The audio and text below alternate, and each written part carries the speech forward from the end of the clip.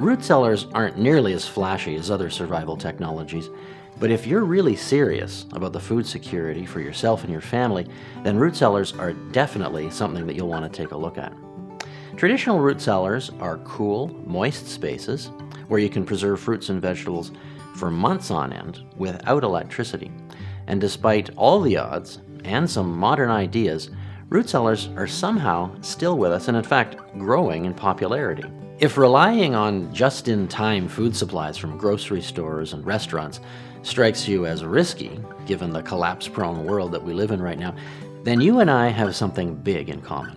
I'm Steve Maxwell, and my wife and I and our 5 children live in a stone and timber home we built ourselves on a remote rural island. We practice the root cellar lifestyle, along with a lot of other self-reliant skills. And for the last 25 years, I've published information that helps people to become more self-reliant in all things practical. I'm especially convinced that right now there are unprecedented reasons to take precautions and to secure the food supply that you and your family and friends are going to need.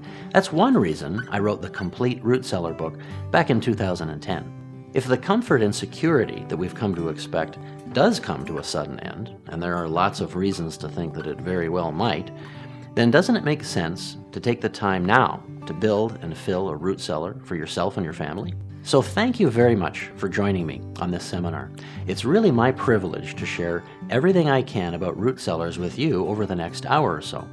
And more than anything, I want to see lots of people become resilient and resourceful and be able to provide for their own food needs without the help of outside organizations and governments. And a well-furnished mind is a great place to start. In this seminar, I'm going to give you information on the 5 key areas for making a root cellar a part of your life.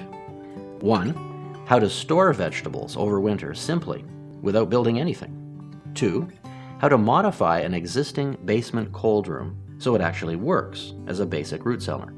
3, how to manage any kind of root cellar for the best food storage life. 4, how to build a walk-in basement root cellar from scratch. And 5, how to build a top-of-the-line, self-contained backyard root cellar. In this seminar, I'll be giving you plans, photos, and illustrations to equip you to succeed. But before I do that, I want to answer the 6 most common root cellar questions that I hear from people all the time. What's a root cellar? Root cellars are cool, humid spaces ideal for storing vegetables, fruits, nuts, and other foods, preserving them for weeks or months without outside energy inputs. Here in my own cellar, I once stored freshly dug beets in a sand can storage system, and they were still decent to eat after more than a year. So I'll show you more on this and other techniques later. And as you'll see, root cellars are a reliable, time-tested, age-old technology that's simple and practical. And I'm convinced that root cellars are especially important given what I see unfolding in the world right now. Can you store more than roots in a root cellar? Yes, absolutely. The name root cellar doesn't fully explain things, but it's the best term we've got. Besides root vegetables like carrots, beets, turnips, and other things, root cellars extend the storage life of apples, pears, citrus, cabbage, squash, onions, and many other foods. In fact, you can even cure meat in a root cellar and store homemade cheeses. Can I have a root cellar if I live in a city? Yes, anyone can have a root cellar, no matter where they live. I know people with large basement root cellars in urban areas, and people who have built root pits in city backyards. In fact, some kind of root storage for city dwellers is even more important than for people in the country. That's because urban food supplies are even more dependent on vulnerable distribution systems than in rural areas. How much does a root cellar cost to build? As I'll show you, you don't have to spend any money at all preserving root crops over winter right in your garden. If you want a little more convenience, you can spend a few $100s getting a basement cold room to work as a simple cellar. You could also go all out and spend $5,000 or more paying someone else to build a large, standalone, walk-in backyard root cellar for you. Cost really depends on the kind of root cellar experience you want and the budget you've got. Why are root cellars becoming more popular? One reason root cellars are enjoying a comeback is that more people than ever are taking the gourmet side of food seriously. Having a root cellar to store heirloom carrots, beets, apples, cabbage, and other produce is to food what a well-stocked wine cellar is to drink. But as much as I like eating well, I like root cellars mostly because they increase the personal food security of my family while also making it easier to eat well for less money. When you can store food at harvest prices for eating months down the road, you certainly save. Not to mention the fact that having 3, 4, or 5 months worth of good food on hand in your basement or backyard root cellar quickly becomes one of the most important things in your life if any type of emergency shuts down the usual food supplies. Being prepared for disasters of any kind is mostly about wisely planning for the future before the future catches up with you. And success doesn't always involve lots of cash. The main thing is that you're here now, and you're about to learn lots of practical, hands-on things that most of your neighbors don't have a clue about. But before we get down to the practical side of things, I think you need a little philosophy. Why should I be concerned about food security? It's very easy to miss the fact that most of us survive in large measure on crude oil. Our food may not look, smell, or taste like black gold, but your next supermarket meal probably wouldn't exist without a lot of diesel fuel and gasoline burned in the background to produce, process, and deliver it. In fact, global food production and delivery systems involve hidden energy inputs so huge that they almost always dwarf the energy contained in the food itself. For every calorie of food in your next supermarket mouthful, approximately 10 calories were used to create it. And of this, a great portion was expended in transportation. A well-stocked root cellar is your insurance against a breakdown in our energy-dependent food system. And once you understand that it takes about 1 calorie of diesel fuel to move 2 pounds of food a mile, a few simple calculations show that food can't travel far before it runs out of gas, so to speak. Go farther than several hundred miles from the source of production, and you become absolutely dependent on a steady supply of finite fossil fuels just to stay fed. Do you really want to remain this vulnerable? According to a study at the Leopold Center for Sustainable Agriculture at Iowa State University, American food travels an average of 1,500 miles between farm and consumer. So what if roads get blocked? What if fuel becomes scarce? What if someone in authority decides that rationing means your area doesn't get all the food it needs? Root cellars won't solve all your home survival challenges, but having a cellar certainly does help a lot. Perhaps more than any other single course of preparedness action you can take. Coming up next, I'll show you how to preserve certain foods outdoors in a basic way without building anything.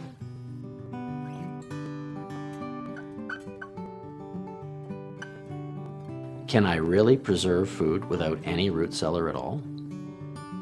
If you live in a place that gets any kind of winter, root crops can be preserved right in the garden or a hole in the ground, as has been done for thousands of years.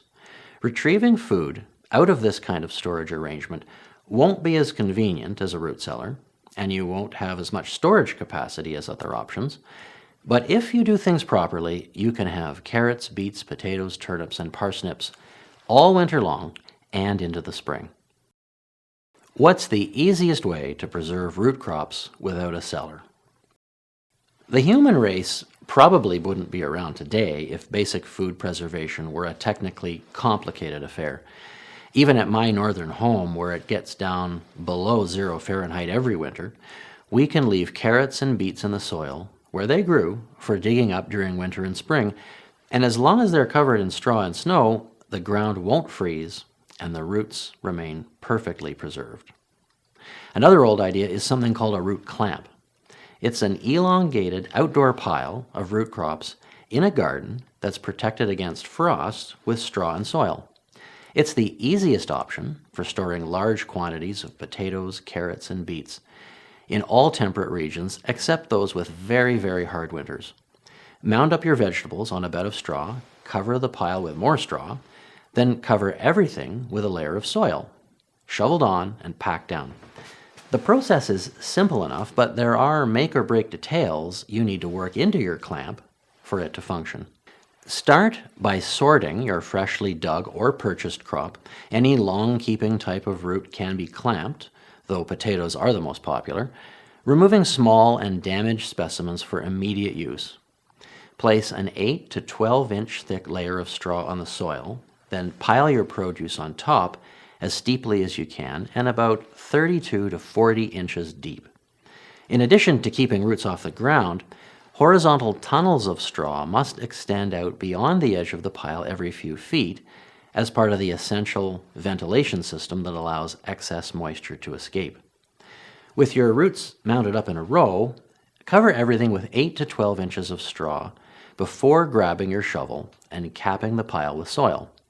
As you do, be sure to leave the tunnel of straw exposed near the ground and create additional chimneys of exposed straw every few feet along the top of the clamp.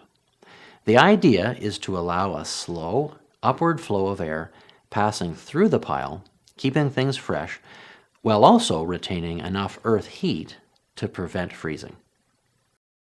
I've never bought straw. Where can I get it? Straw is an essential ingredient in the root clamping process, and it's the dried stalks of grain, such as wheat and barley, and it's typically used for animal bedding. So don't confuse straw with hay, which is dried grasses and nutritious green fodder that's stored and used for winter feeding of livestock. Straw is definitely what you want for root clamping, and depending on where you live, the availability of straw might be the deciding factor on whether or not clamping makes sense. Even in farming areas, straw is often in short supply since modern varieties of grain have been bred to grow short, sturdy stalks instead of long, floppy ones. Also, straw is often gathered into large round bales that are too big to handle by hand. So if you don't have a tractor and a loader that lets you handle big bales, look for a friendly farmer who still puts up some straw in the old square bales, and you're all set. Cost is usually minimal, $3 or $4 for each small square bale, and 3 or 4 bales is all you need for a medium-sized clamp. The organic matter can be worked back into your composting system to enrich the soil too, but a note of caution here.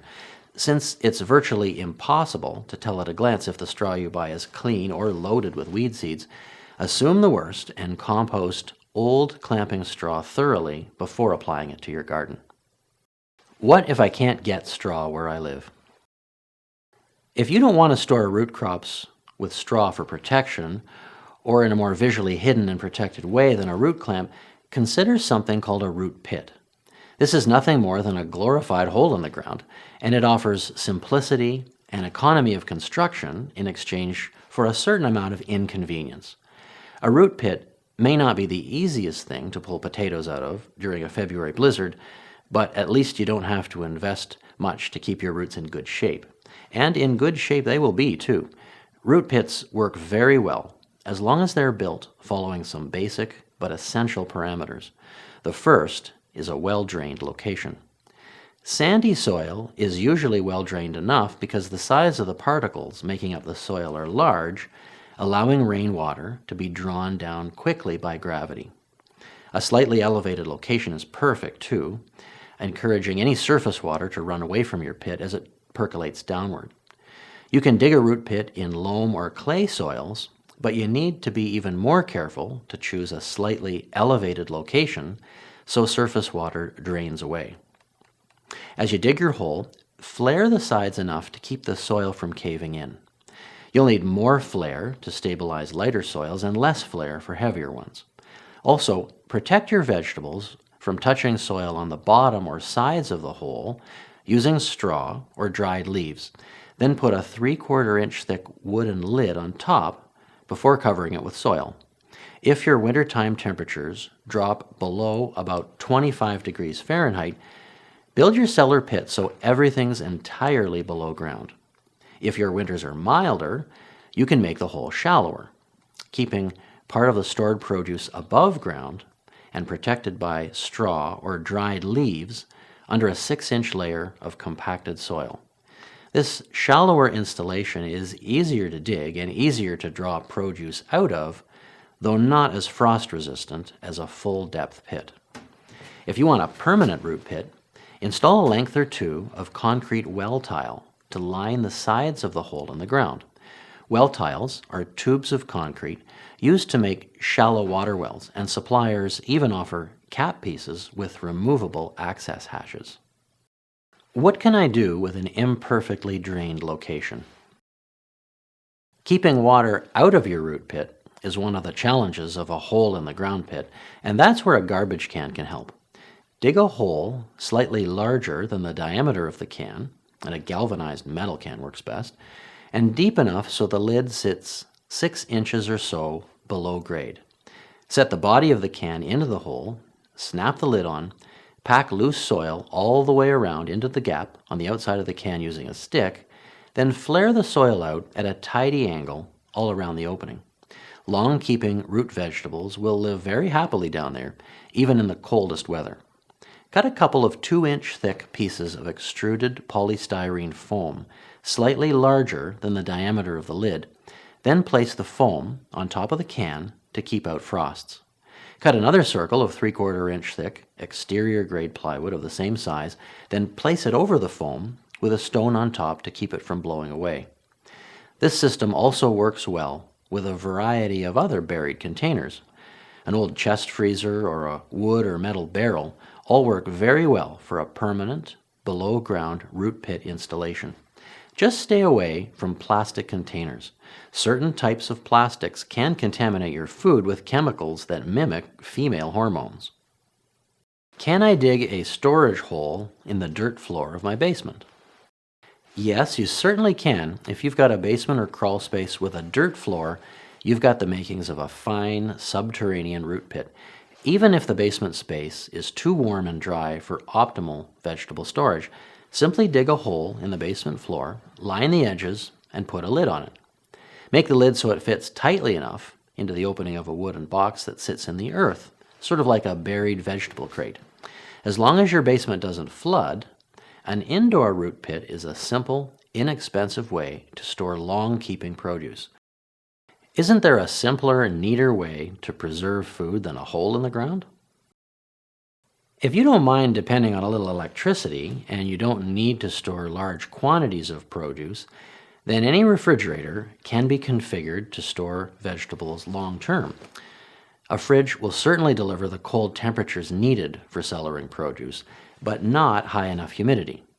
Fridges typically have an internal humidity level of about 30 to 40%, and that's way too low for anything more than short-term storage.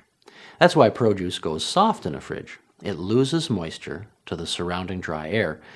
But by storing roots in sealed containers filled with slightly damp sand, you create a high moisture microclimate that'll keep food fresh and crisp as long as any traditional root cellar.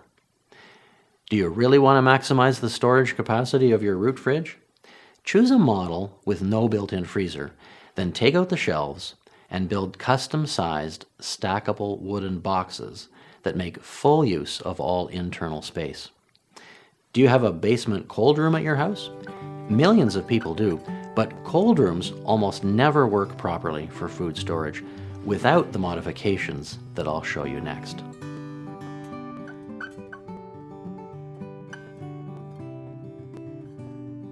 Many houses have a small nook off one side of the basement called a cold room or a cold cellar, depending on where you live. Home builders everywhere include this feature to allow basic food storage in the home, but the problem is because of the way they're made, there's way too wide temperature swings from summer to winter. So the next section, I'm going to show you exactly how to modify your cold room so it actually works as a basic root cellar. Can my basement cold room really work as a root cellar? Yes, to an extent, but only if you complete modifications. Millions of houses have some kind of small, separate, closet-like room in the basement that's sectioned off for food storage. This is a cold room. though if you're like most homeowners, you probably don't find it very useful. Designs vary, but most are small spaces that extend out one side of the basement, typically capped by a set of precast concrete front steps outside the main entrance door of your house. And, it is a valiant attempt by home builders to provide a basic root cellaring zone, though there are usually serious problems. Too cold in winter and too warm in summer, standard issue cold rooms are more often than not just a tantalizing taste of what you should have in a real root cellar. For example, it's not unusual for cold rooms to drop below freezing in winter, spoiling food as they do. Cold winter temperatures also often lead to frost and condensation on the ceiling, while spring, summer, and fall temperatures are often too high to preserve food in warmer months. The whole situation is typically a mess, but it doesn't have to stay this way for you. The good news is that upgrading a dysfunctional, under the steps cold room is not only possible, it's also relatively simple and inexpensive when you know what to do. What's the first thing I should do to make my cold room work? The plans you see here show a standard under the steps basement cold room and what you need to do to make it work properly. Before you tackle any of my suggestions though, make sure your cold room and basement are bone dry year-round. Don't tolerate any leaking, and don't let hope persuade you that a little water will be okay, because it won't. You owe it to yourself to watch for leaked water in all months before beginning work. If you do detect leaking, fix it before continuing. This is the part of the drawing that shows the weeping tile and crushed stone that helps keep a cold room dry.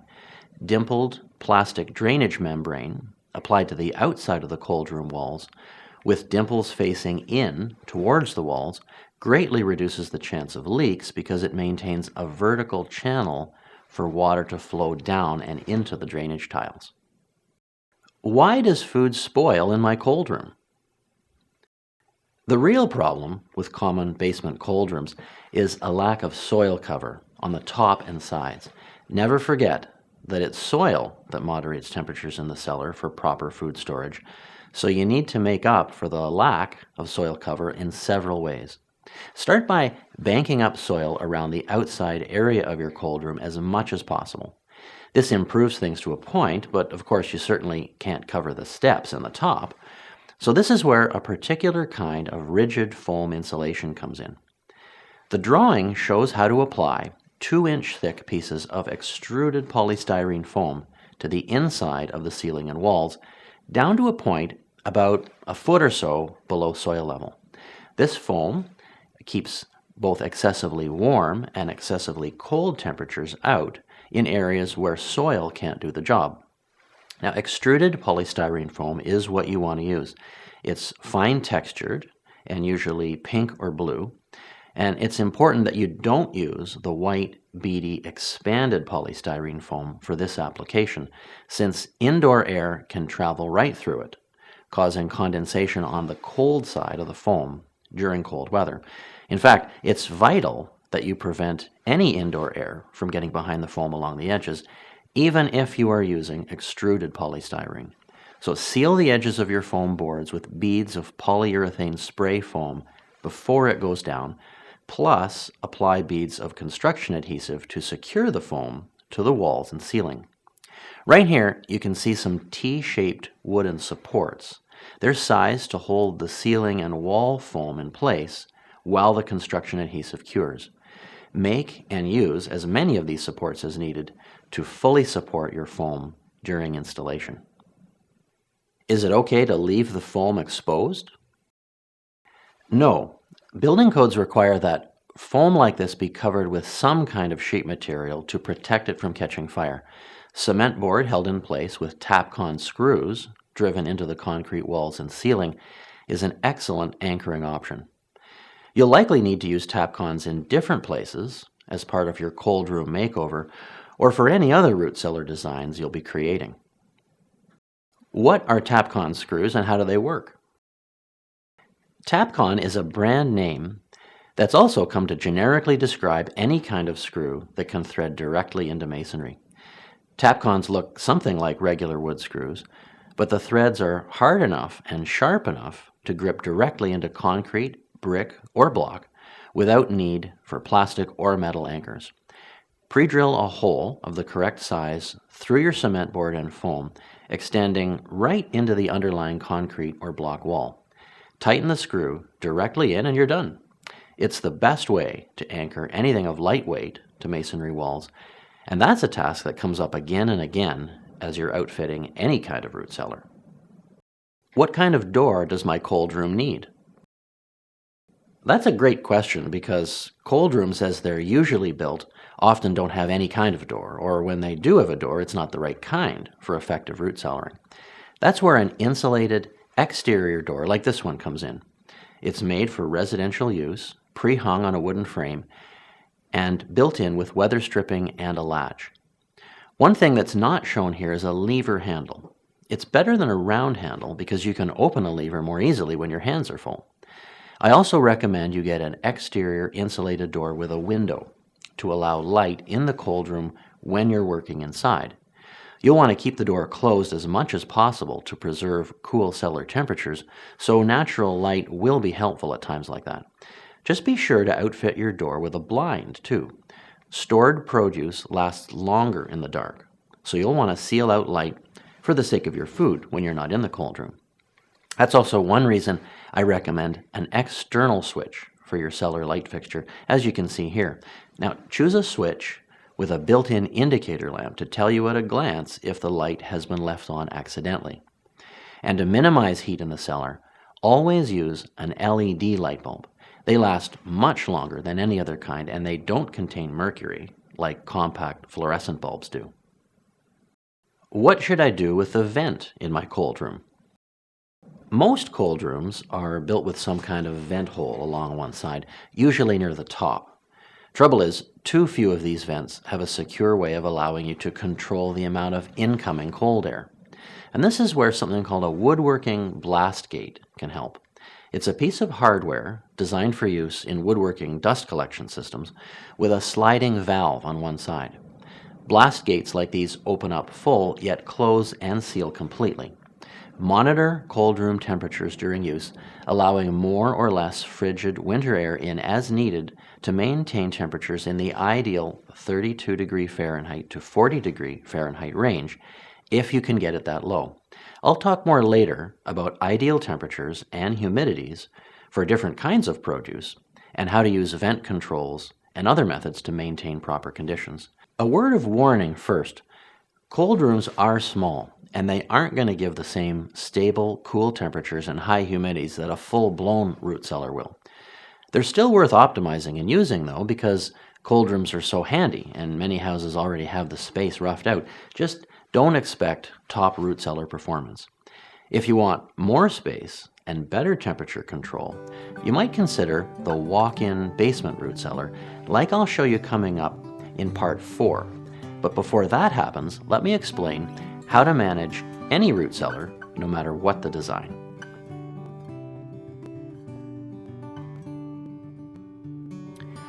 Every kind of root cellar, whether it's a fancy urban setup or a humble potato pit in your garden, has the same purpose, and that's to preserve food for as long as possible without outside inputs and without relying on the electrical grid or conventional food distribution systems. You can have the fanciest root cellar in the world, but ultimately success boils down to how you manage that space. In the same way that driving is about a lot more than just owning an automobile, successful root cellaring is about more than just having a cool, dark, moist space. It all comes down to how you stock and steer your root cellar, and that depends on what you're preserving and the design of root cellar that you've got. How long can food keep fresh in a root cellar? That depends on a lot of things, beginning with the quality and type of food you're storing. Different foods have their own optimal conditions for humidity and temperature, but there are also general root cellaring principles that apply to all stored items, principles that are fundamental for keeping produce fresh as long as possible without energy inputs. First of all, every fruit or vegetable on the planet has a skin. That goes without saying, some thick, some thin. Skin forms an essential barrier for keeping out microorganisms that cause decay, and any break, blemish, or injury offers an entry point for deterioration that will spread. That's why it's important to choose only the cream of the crop for long-term storage. Dented, scratched, broken, and bruised produce won't last long, no matter how good a cellar you have. That said, there are also strategies for dealing with the misfits from your garden or local farmers markets, and including them in your root cellaring system. This is where a technique called graded storage comes in. It works well for all root crops and many kinds of fruits too. What's graded storage? When you're digging carrots or potatoes from the garden or pulling them out of the bag they came in from a farmer's market, it's not unusual for some of the roots to be damaged by the shovel or digging fork. Also, some items of produce are naturally smaller than others, and this makes them more susceptible to drying out and shriveling over time in the cellar. The varying keeping qualities of one apple or cabbage or carrot compared with the next one means there's a wide range of potential storage lifespans in any given pile of produce, a range that can work in your favor or against you, depending on how you deal with it. Graded storage is all about you separating the largest and best items for longer term keeping while gathering the damaged and smallest produce separately, available for use over the next few weeks. And when handling produce for storage in your cellar, don't keep any that shows signs of actual rot. Avoid this advice, and it will probably cause premature deterioration of perfectly good neighboring produce too. That old saying about the one bad apple spoiling the barrel really is true. How can I separate produce for longer and shorter term storage? Graded storage works best with a portable crate system rather than permanently mounted bins. Crates are best because they're smaller, allowing the big, perfect, long keepers to be completely separated from the use-right-away misfits. Crates also allow easier and more thorough weekly patrols for that one bad potato, parsnip, onion, or beet that could spread decay to neighbors if not plucked out in time. Use up the cut, dented, or runt produce first, and for as long a period of time as you can. Now this takes willpower. Don't we all want to use the best stuff first? But restraint is a virtue when it comes to root cellaring. It's also the most powerful way to extend the storage life of your precious cellared foods. What's the best food for really long-term storage? Of all the things you can put into your root cellar, root crops keep the best, as long as their skin remains intact, that is. But roots are also the most likely to get damaged during harvest unless they're dug correctly. Now here's how to maximize the percentage of long-keeping root crops for your cellar if you dig them yourself. Whenever you're digging potatoes, carrots, beets, parsnips, or other crops from the soil, work from one side of the row, not the middle. Sink a round-mouthed shovel or digging fork into the dirt just outside the zone where you expect the roots to be hidden. Then push the tool handle part way to lever up the soil and loosen it. There's no need to dig anything up, just loosen the dirt. Even in the heaviest clay soils, this loosening allows you to grab the plant tops and pull the roots out skin intact. It may require additional searching around to find potatoes, since their stalks and roots can break easily, and you may damage the odd root that ventured out beyond where you thought it should be. All this is okay. Just eat the outliers ASAP. If you're buying harvested produce, extend the same attention to that all-important skin integrity issue. Remember, you're making a sizable investment of time and money buying, hauling, storing, and retrieving this food over the next several months. You don't want your efforts to fail just because the food you chose wasn't up to the challenge of being stored. Also, never wash root crops before putting them into storage. This damages the skin and greatly reduces keeping qualities. Just brush the dirt off gently. How should I arrange produce in my root cellar? Physical separation is an important root cellar management technique, and it's important because it extends produce storage life for reasons that aren't immediately obvious. First, different foods have different optimal storage conditions, some cooler, some drier, some warmer, some moister. There are charts in my book that go into more detail.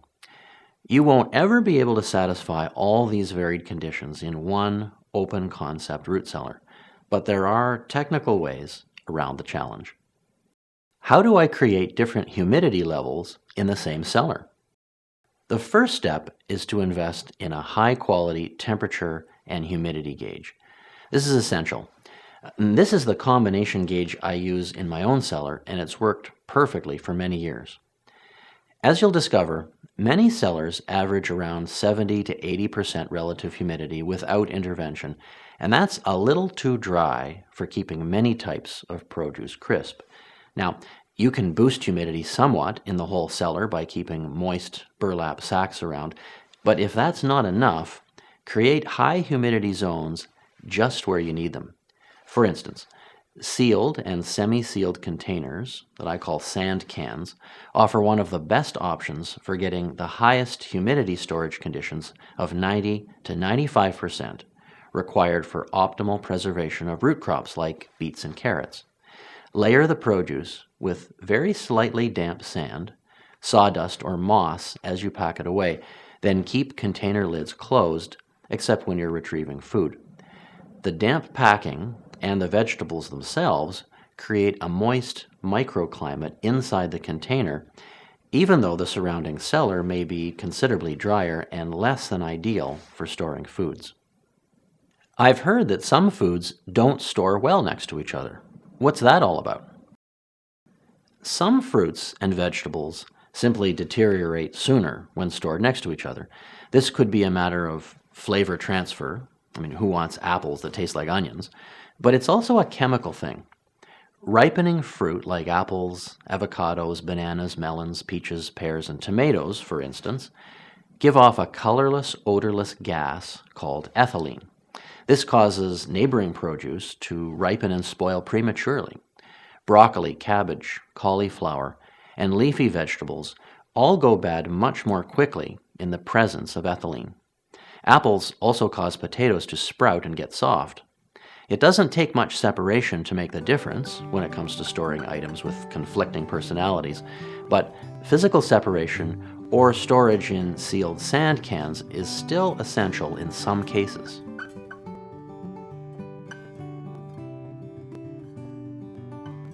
If you don't have a space roughed out in your basement for a cold room, or if you'd rather have more storage capacity and greater performance than even a proper cold room can allow, then the basement walk-in root cellar is for you.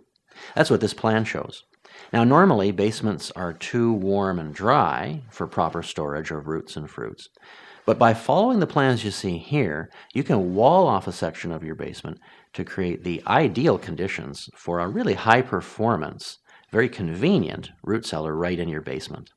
What are the ideal temperature and humidity conditions for a walk-in basement root cellar? There are three key conditions needed for great root cellaring results: a temperature range between 32 and 40 degrees Fahrenheit, reliable, controllable ventilation, and a relative humidity somewhere between 70 and 95%, depending on what you plan to store. Just understand that these are optimal conditions, and if your root cellar is a bit warmer and drier, something that's often the case at certain times of the year, all is not lost. You can still enjoy very good storage capabilities, especially if you use crop-specific storage systems that create more optimal humidity directly around the produce it requires. How do I get started building a walk-in basement cellar? Although every basement situation is unique, there are universals you'll need to deal with as you plan to build a walk-in basement root cellar. First, you'll need to locate it to include at least one exterior wall you can put a vent through for fresh air. You can either bore your own holes through the foundation wall or make use of an existing basement window. More on this later. Also, when it comes time for any kind of basement root cellar, the soil-covered portion of exterior foundation walls is what delivers the all-important cooling action.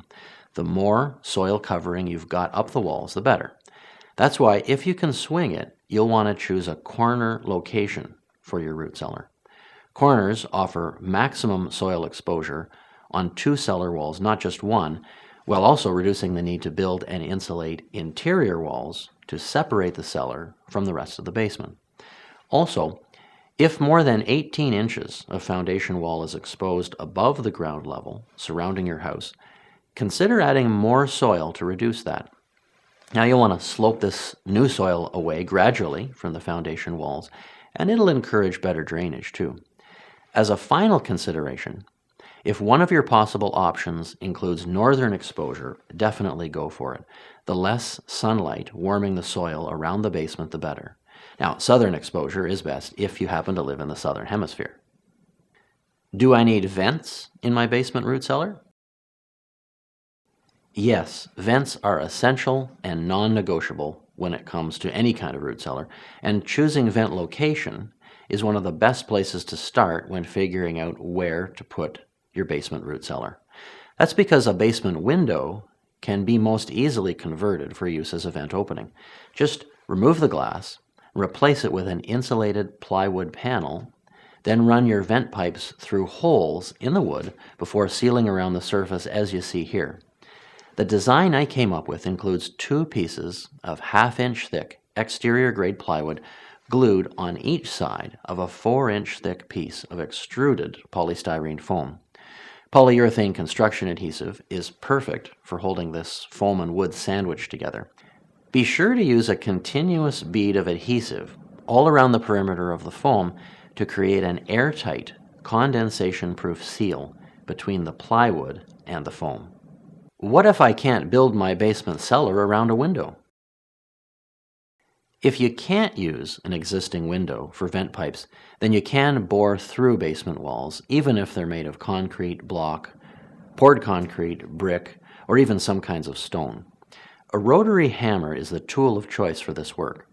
Start by boring a single 1/2-inch diameter hole right through from one side of the wall to the other using the rotary hammer. This first hole marks the center of a larger hole you'll need to make from both sides of the wall for your vent pipes using a 5-inch coring bit. If this work seems like more than you can handle, you can always hire someone, though the rotary hammer, 1/2-inch bit, and 5-inch coring bit are available at any rental outlet. What happens after the vent holes are bored? Regardless if you use a window for vents or bore holes through the foundation wall, every proper root cellar vent system needs to be more than just a hole in the wall. You actually need 2 holes for optimal results, one to let fresh air into the cellar and another to let stale air out. This 2-vent detail is crucial for creating a reliable flow of fresh air and complete air circulation within your cellar. Notice here on the plans how one vent pipe is short and opens near the ceiling, while the other pipe is long enough to end some distance away at floor level. Separating the inlet and outlet pipes like this forces air circulation to occur throughout the entire cellar and not just in one corner. By arranging exterior elbowed ends of the pipes so they angle in different directions outdoors, you can also take advantage of prevailing winds to create active air movement into and out of the cellar. What should vent pipes be made of? Installing vent pipes is a key part of any serious root cellar, regardless of the cellar type, and though this happens at the end of cellar construction, we might as well look at the details now. Galvanized metal pipes are an excellent cellar vent pipe choice in my book. They're strong, easy to work with, and pose no risk of leaching chemicals into your food. There are 2 types of metal pipes to choose from. There's the conventional metal ventilation ducting with a snap-together seam running along the middle of each length, or a much stronger spiral joined pipe for the hyper-diligent root cellar owner-builder. Typically used for dust collection systems in woodworking shops, spiral-bound pipe is much more damage-resistant than snap-together furnace pipe, and it looks cooler in an industrial kind of way. You can also use 4-inch ABS drain pipe for vents if you want. What's the best way to cut and join metal vent pipe? Use tin snips to cut straight lengths of straight seamed metal pipe to length before snapping the seam together. A power hacksaw is the best tool for cutting spiral seamed pipe, and a woodworking chop saw is the tool of choice for cutting ABS pipe. In addition to straight lengths of pipe, You'll also need to work some elbows and fittings into the network, and this means joints. Since straight seamed metal pipes have thinner walls than spiral metal pipe, use 3 1/8 inch diameter pop rivets to secure each joint. Pop rivets look something like small nails, except that their end expands when activated with a special pop rivet gun. Assemble the pipe joints, drill one hole in an overlapped section of the pipe, insert a pop rivet into the hole, then slip the gun down over the shank and pull the handle several times until you hear a popping sound. This means the rivet has fully expanded and you're ready to drill and rivet again 120 degrees around the perimeter of the pipe. 3 equally spaced pop rivets are sufficient to secure each joint. Now, spiral seamed metal pipe has thicker walls, so joints are best secured in this material with self-drilling screws. These have a tip shaped like a drill bit, and they bore their own hole in the metal when spun with an electric drill and an appropriate driver bit. 3 of these screws, evenly spaced around the perimeter of each joint, just does the trick. Black ABS drain pipe joins with a solvent that melts the joint area as fittings and straight lengths come together. You can cut ABS pipe with a handsaw, but as I said, a woodworking chop saw works best. Won't animals get into my cellar through the vents? Yes, they'll certainly try. Mice, squirrels, and other small animals definitely want to get into your cellar through the vents, and that's why you need to incorporate some kind of screen to stop them. Galvanized hardware cloth with a 1/4 inch mesh size is perfect for this job. Cut a circular piece of this with anchoring tabs, set it into the pipe just before the angled end pieces go on, then secure the screen with pop rivets and washers. If you've got flies and crawling bugs where you live, supplement the hardware cloth with a layer of aluminum window screen installed in the pipe on top of the hardware cloth too. Use expanding polyurethane foam or caulking to seal around the pipes where they go through holes to the outside. How do I control how much air comes through the vents? If root cellars were cars, they'd have manual transmissions. That's because root cellars require several types of ongoing, hands-on management, including ongoing adjustment of the vents. These need to be opened and closed depending on the temperature of the outside air and the humidity relative to what's inside your cellar. And for this to happen reliably, you can't beat something called blast gates. Designed as shut-off valves for dust collection systems in woodworking shops, blast gates are strong, effective, and they last many decades of constant use. Blast gates include a metal framework that gets spliced into the metal vent pipe in some convenient location with a metal slide that moves back and forth within the frame. Close the slide completely during very cold or humid weather, or open it up, varying amounts, depending on how much outdoor air you want to move into your cellar. How big should I make my basement cellar?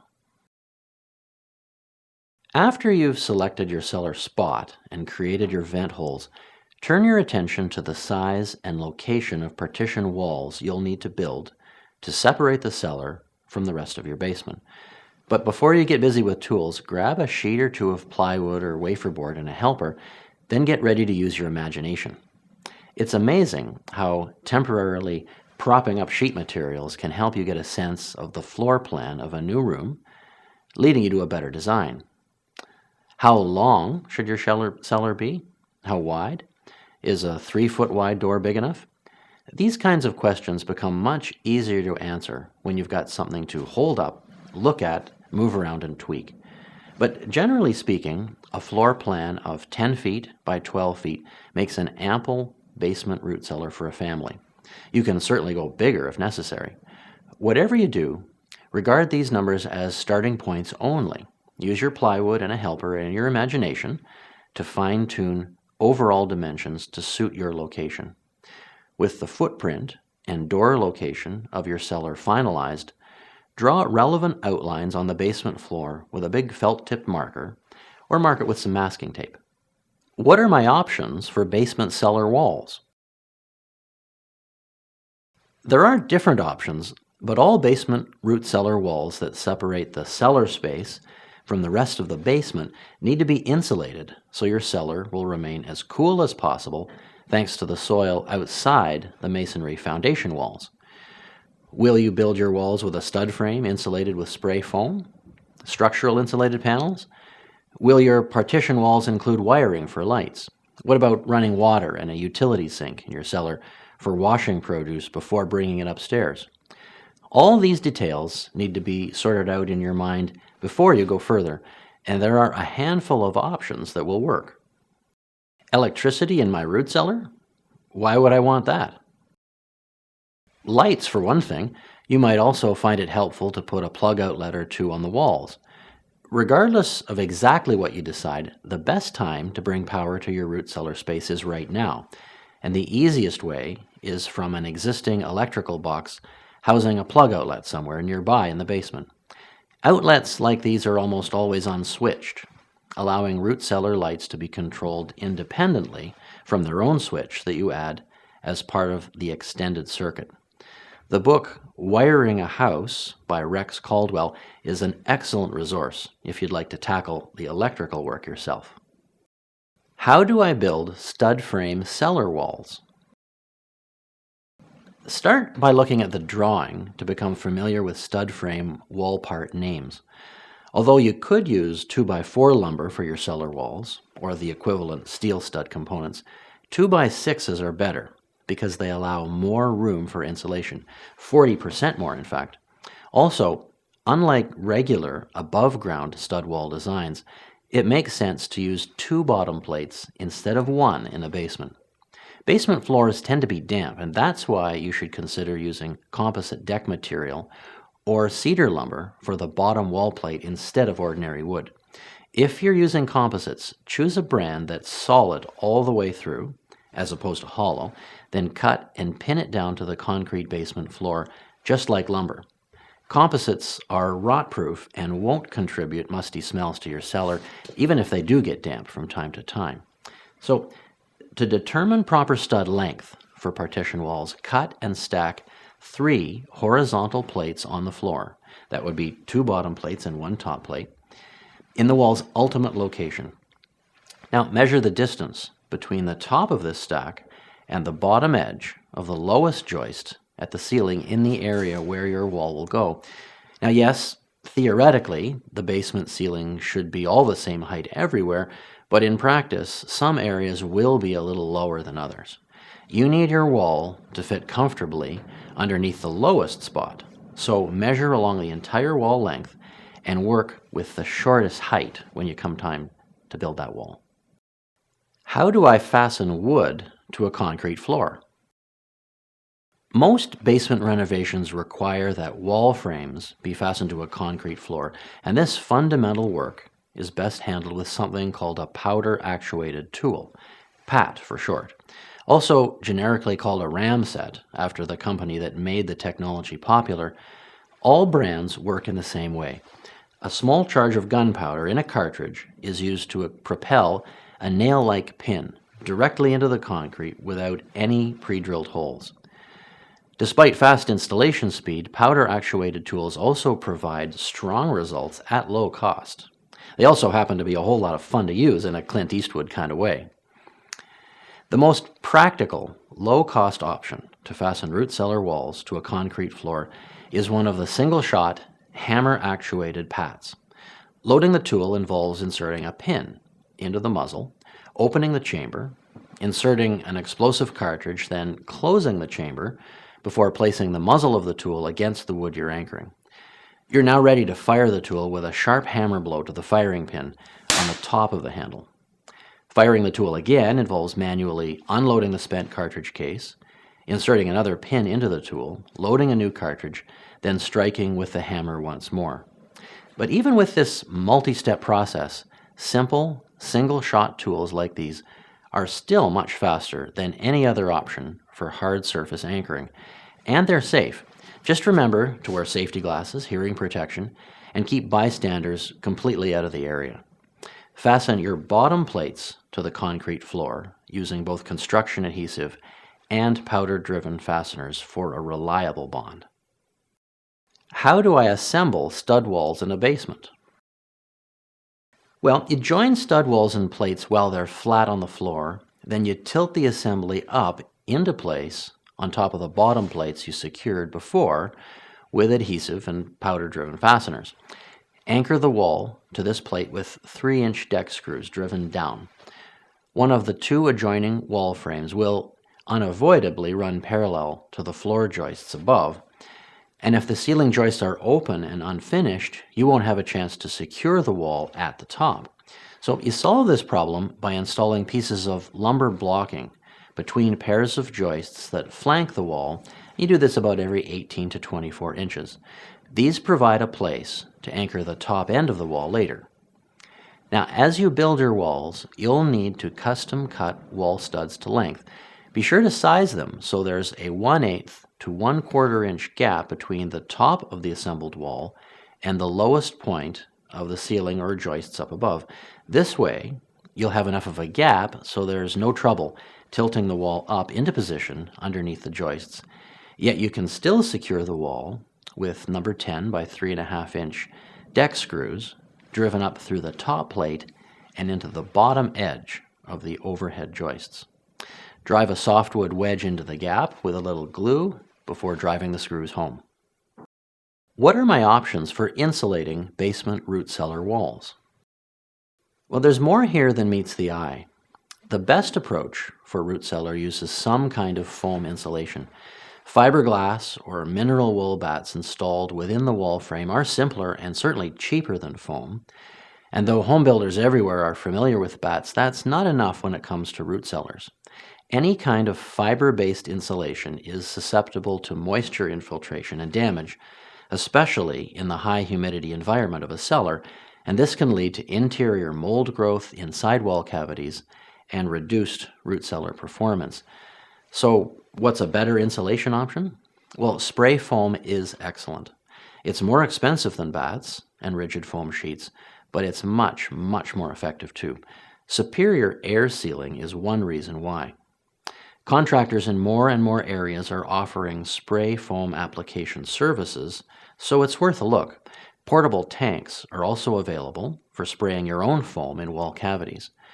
But regardless of how you put it on, spray foam seals every nook and cranny as it expands and hardens, completely sealing against air infiltration between basement and root cellar areas, boosting energy performance and making your root cellar as cool and stable in temperature as it can possibly be. Spray foam is also the only way to insulate the area where the joists that form the ceiling of your cellar meet the outside foundation wall of your house. All those floor joists make it impossible to install batt insulation and vapor barrier properly here. Want even better root cellar partition walls?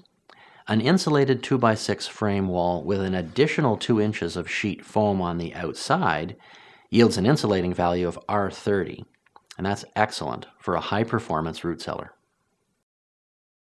What kind of door should I install? Just like the cold room I told you about before, a door for your full-size basement root cellar needs to be well insulated and it must seal tightly. A window is a nice option too, since it lets you see at a glance if the lights have been left on, though you can also get the same result with an illuminated light switch on the outside of the cellar. Either way, a high-quality, insulated exterior door is crucial for good root cellar performance. These come pre-hung on a wooden frame with weather stripping built right in. Installing this kind of door is more than a basic job, but nothing you can't handle if you're building the rest of the cellar yourself. Now, before you build any walls, buy that insulated pre-hung exterior door and get it down into your basement. This should happen even before you've framed the opening for the door. That's because the job of installing the door goes much better if the amount of gap around the frame is just right. Aim for an opening that's 1.5 inches wider than the outside dimensions of the door frame. That'll give you 3/4 of an inch of clearance on each side, and 3/4 of an inch taller than the overall height of the frame with the door in it. When it comes time to install the door, you'll need to get some wooden wedges to fill the space between the door and frame at different points, as you can see here. Wedges also provide a place for anchoring the door and frame assembly with screws or nails. Now you slip the door into the opening, then grab a 24-inch carpenter's level and see how plumb it is. Install wedges in pairs to fill the gap between door frame and wall opening, one wedge from each side so they overlap. Place wedge pairs at the bottom and top of both sides of the frame, directly behind the hinges and at the same level as the latch connected to the handle. Slide the width of each wedge pair to create more or less overlap, aiming to have each side of the door frame plumb, with an equal amount of gap between door and frame. Use screws or nails driven through the frame into the underlying wall structure to anchor it, placing them underneath the weather stripping so they don't show. Finish up by injecting low expansion polyurethane foam into the gap, then cut off the excess foam using a hacksaw blade after the foam is hardened fully in about several hours. How should I finish the wood frame walls in my basement root cellar? Cement board is a great option here. Strong and mold resistant and humidity tolerant.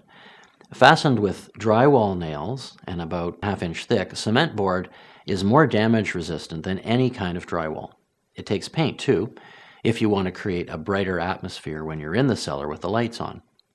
With the wallboard up, it's time to install shelves and bins, then get busy hauling in food. If you don't have a suitable basement and you still want a big, high-performance root cellar, stay tuned for a design and construction tour of the ultimate survival root cellar.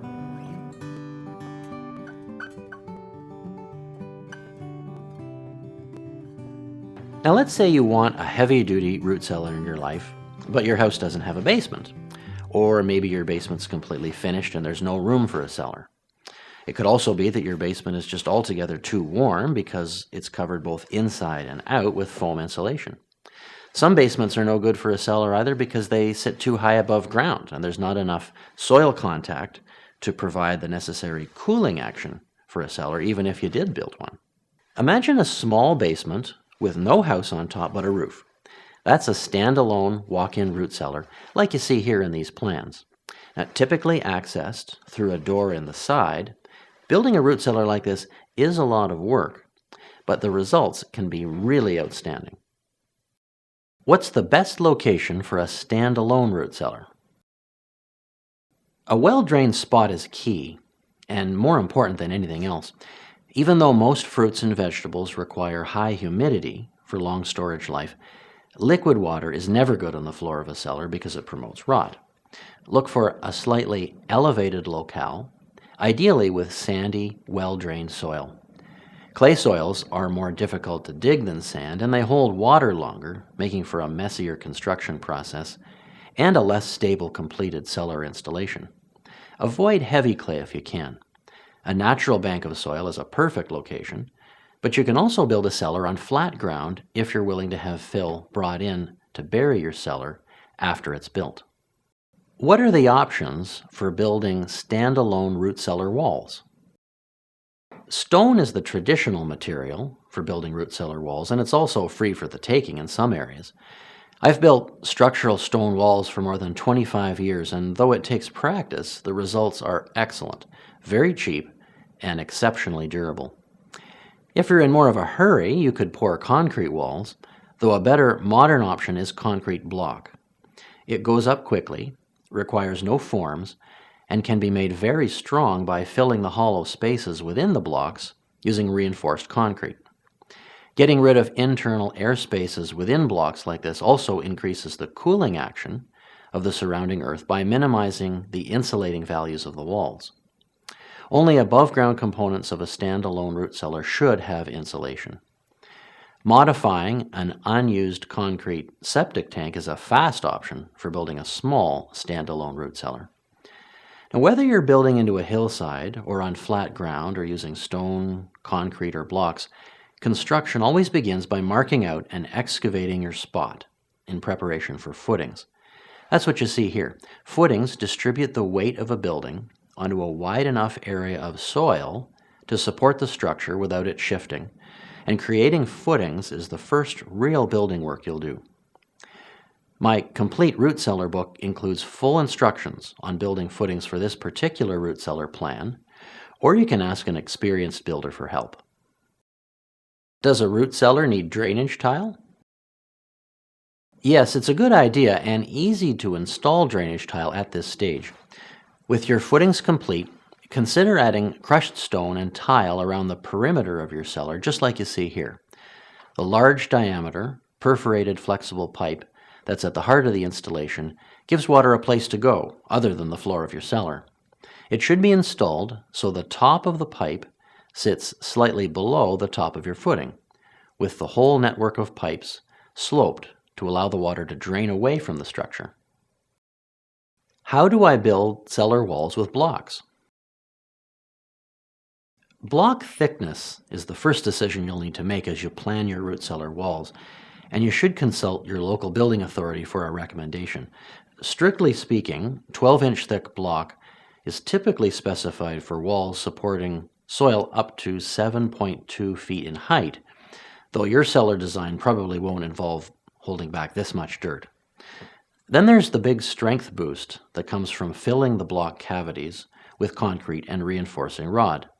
Each root cellar situation is unique, so if you're in any doubt about block thickness, get a professional opinion before you begin. Anyone can lay concrete blocks, but it takes attention to detail to get the installation looking neat. Each block needs to be level, mortar joints need to be of consistent thickness, and block surfaces need to remain free of mortar mess. It won't take a mason long to lay up the blocks for your cellar, or you can tackle the work yourself if you like. Before you get started, precisely mark the location of the outside corners of your cellar on your footings. Laying blocks successfully involves installing and following strings to guide block location, then respecting those lines as blocks go up. 3 blocks go up in each corner. Strings are raised to the top edge of this first course of blocks, then the space in between is filled with more blocks. Repeat until you've reached full wall height. But even with strings and a careful mindset at the ready, you still need to have proper mortar for the job. Standard mortar for block is a mixture of 1 part masonry cement and 3 parts sand, combined with just enough water to make a buttery, trowelable concoction. Although drum-style cement mixers aren't designed to mix mortar, they do an excellent job for a fraction of the cost of a paddle-style mortar mixer, as long as you prop one side of the mixer so the drum sits more horizontally. You know your mortar has the correct amount of water when it has the same consistency as cake icing. What about filling the blocks with concrete? As I mentioned before, you'll get best cellar performance if you fill all the hollow block cavities with concrete and steel reinforcing rod after the mortar holding the blocks has fully cured in a week or so. This makes the wall much stronger while also improving the moderating effects of the soil on root cellar temperatures. Your root cellar will be cooler in summer and warmer in winter if the blocks are filled with concrete, so it's definitely worth the trouble. Before you get started filling, cut pieces of steel or fiberglass reinforcing rod long enough to extend from the top of the footing to the top of the wall, 1 for each cavity. Fill the first cavity partway with concrete, then use a rented concrete vibrator to consolidate the pour, allowing air bubbles to rise to the top. Consolidate the concrete again when the cavity is 1/3 full, and then finally when it's 2/3 full, and then again when it's completely full. It's essential that you do this to avoid air pockets in your walls. Use a sledgehammer to pound a length of reinforcing rod all the way down into the middle of each cavity, then move on to the next cavity. Before the concrete cures, place L-shaped anchor bolts into the top of the wall every 36 to 48 inches to secure the 2x6 rafter plates that'll hold the roof to the walls. How should I backfill around the walls? As I keep mentioning, soil moderates the air temperature in your cellar, and with walls complete and strong, now's a good time to place dirt in position against those walls. You could do this step later after the roof is on, but continued work will be easier with backfilling done first. A skid steer loader is an excellent machine for this work, whether you run it yourself or hire a landscaping contractor to do the job.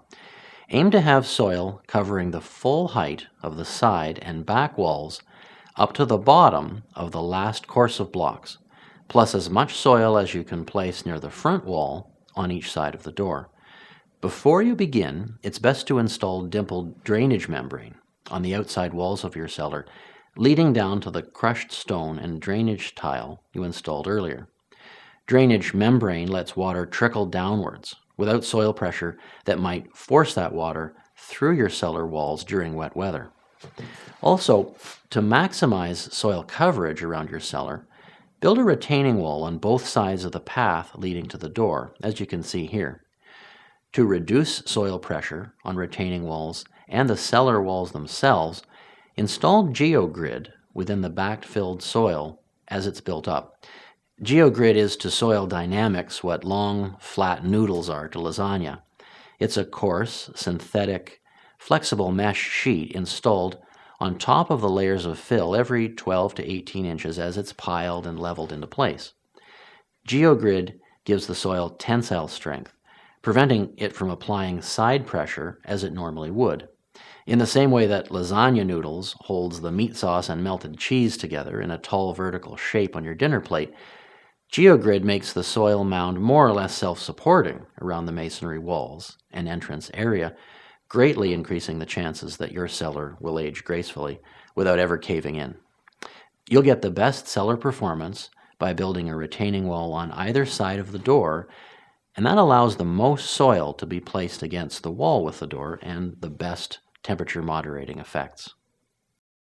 What's the best way to build a root cellar roof?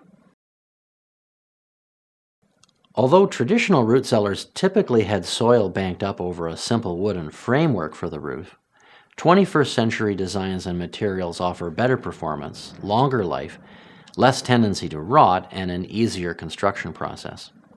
One option uses the design you see here. It has a low-slope, metal-clad roof to shelter the space with two triangular gable walls to cover the area below the roof where it meets the back wall and the area over the door.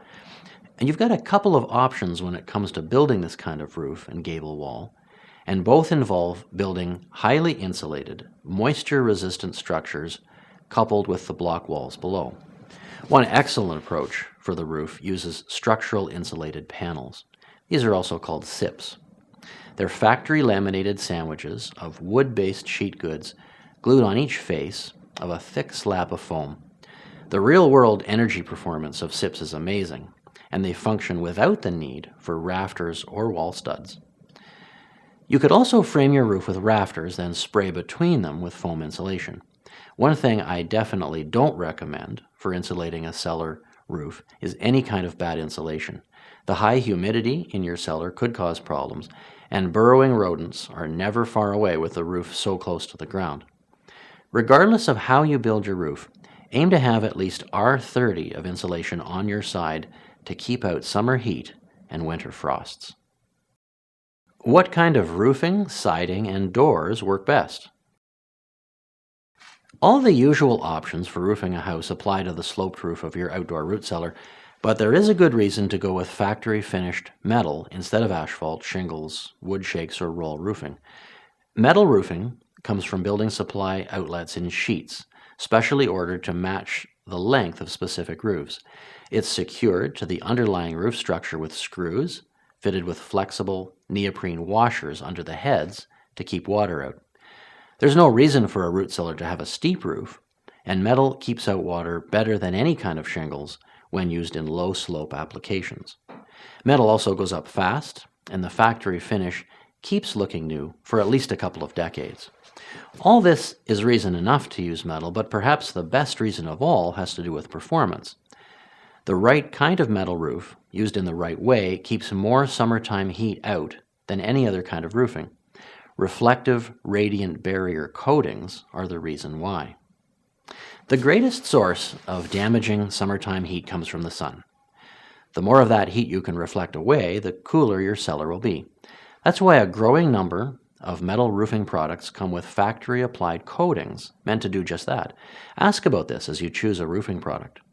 There are also reflective radiant barrier membranes you can install on top of the roof sheathing and underneath the metal roofing before it goes down. You can use the same kind of metal roofing to cover the gable end walls, or, if you want a more rustic look, go with wood shingles if they're appropriate in your region. Although wood shingles have a comparatively short life when used on roofs, they can easily last for 60 or 70 years without any kind of finish when used on walls.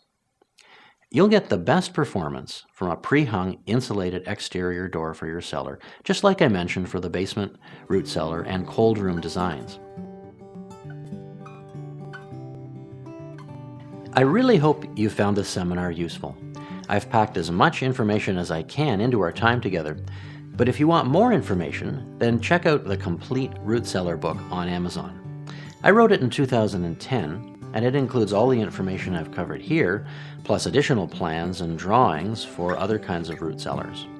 You should also check out my website, stevemaxwellhowto.com/root cellar. You'll find a free chart that outlines different conditions for storing fruits and vegetables, and you'll also have a chance to leave me questions, which I answer online as promptly as I can. So once again, thank you for joining me, and all the best as you become more self-reliant and survival prepared.